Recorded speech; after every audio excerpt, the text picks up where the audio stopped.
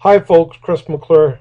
We're now going to talk about taking your frequency distribution that we talked about in section 2.2 and turn that into a visual display by doing a histogram.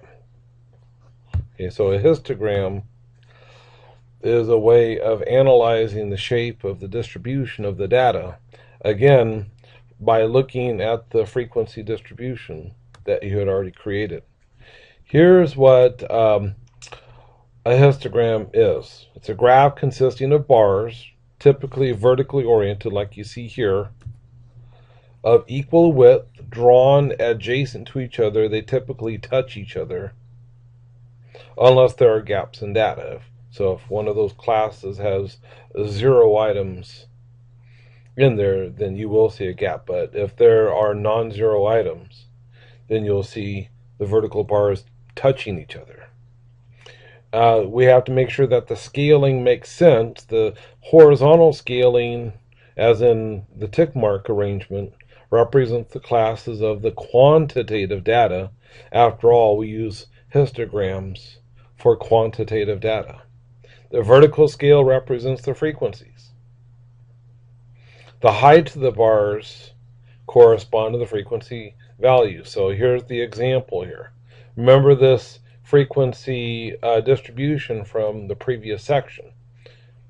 Well, here's the histogram that corresponds to it. Now, I want to point out the fact that this is like any other chart in which you have a horizontal axis and a vertical axis. Notice that there are labels. All right, the vertical axis has the label of frequency, and the horizontal axis has the label of the IQ score. Also, there are sensible scaling tick marks on the vertical axis. Now, what makes sense? Well, I don't know. Take a look at these frequencies in the distribution here. The largest is 35, the smallest is 1. So it should probably make sense to have your vertical axis go from 0 to 40, for example. And you could decide, sensible intervals in which to place tick marks. So every 5 or 10 units, sorry about that, can go can be where a tick mark is. Here in this example, they use every 10 units. But there's nothing wrong with doing every 5 units, doing a little tick mark as well. Now, every 1 unit, every 2 units, no, that's too much. Every 20 units, that's too few. So this is about right. And on the horizontal axis, these tick marks are going to be at the class boundaries. The class boundaries for this frequency distribution was at 49.5, 69.5, and so forth. Okay? And then the height of the bar comes from the frequency. So for this first class, for example, that has 2, so the height of this bar is right at 2 units.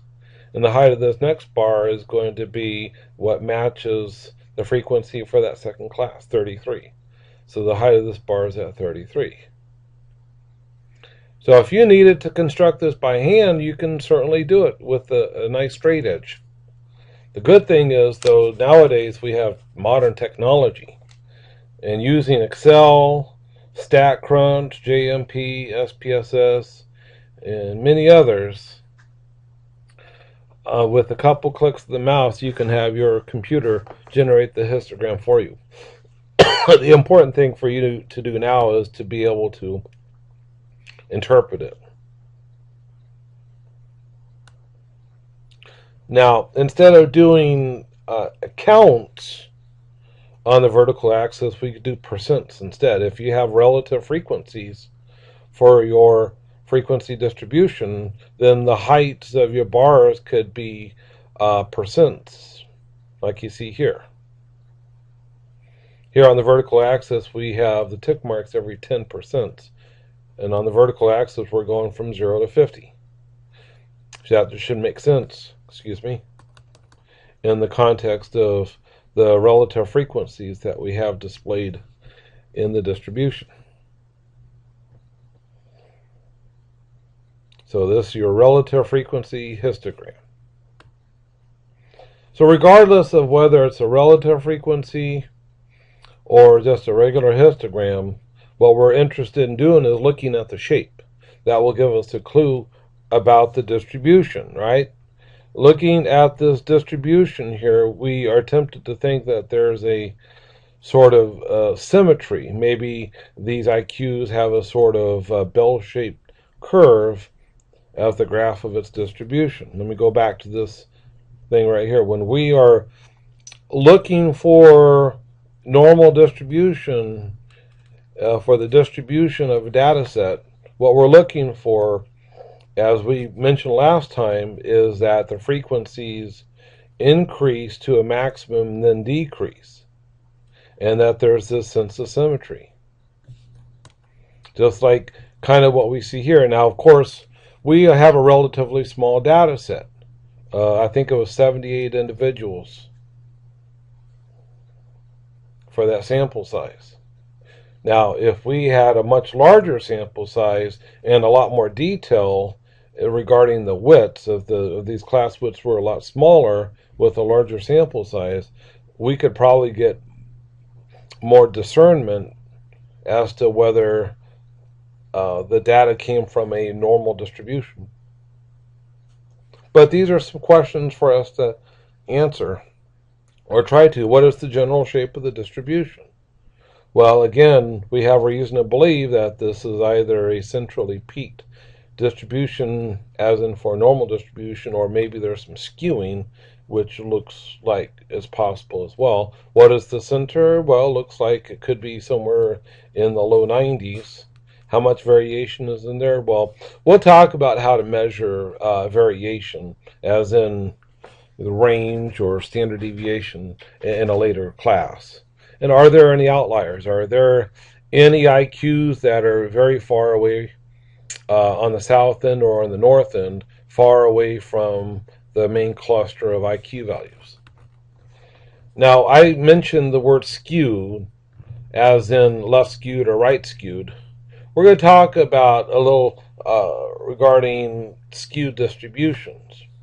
When we talk about skewed to the right distribution or right skewed distribution, that when you look at the graph, you'll see that it has a longer right tail, meaning that there are still a lot of individuals that gradually taper off to the right, but relatively few to the left, and vice versa for the left skewed distribution. Here are some examples. Over here on the right, you have a right skewed distribution. You see how the distribution comes up rather quickly, peaks, and then it trails off to the right.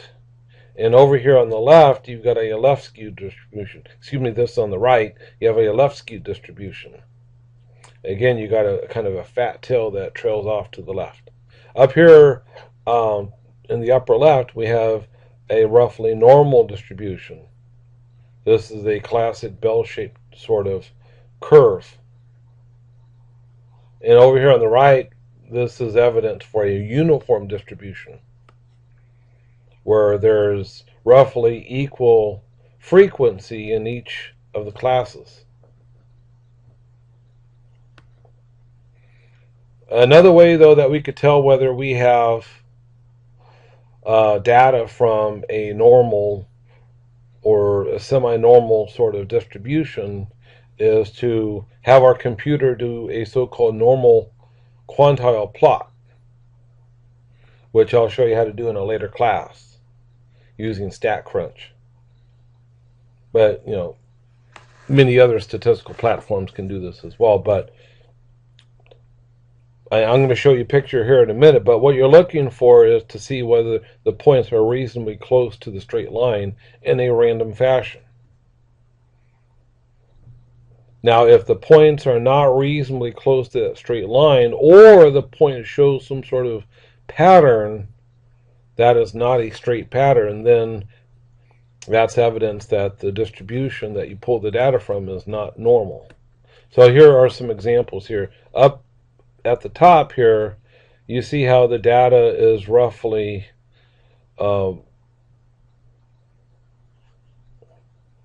randomly above and below this line, arrayed above this line and below the line, but still in a linear fashion. Well, that's evidence that the data came from a normal distribution.